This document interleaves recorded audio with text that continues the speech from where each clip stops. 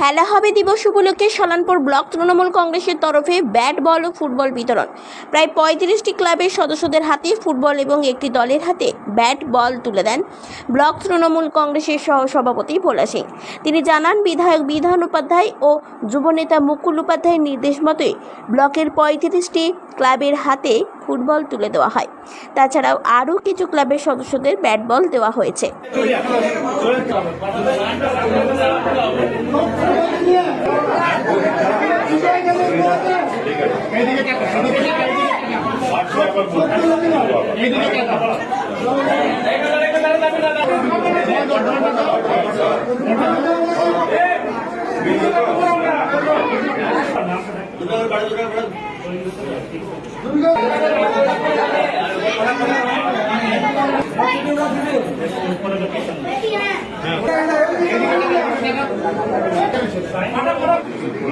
কিছু football bat আমরা দিচ্ছি বাচ্চাদের, বড়দের খেলাধুলা।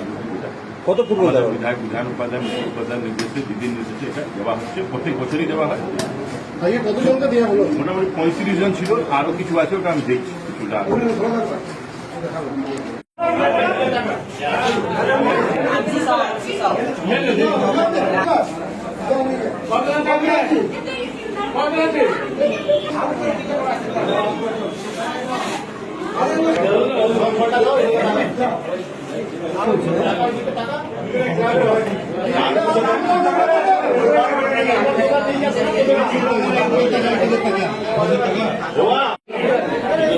সালানপুর থেকে সঞ্জয় দেবের রিপোর্ট, 99 নিউজ বাংলা।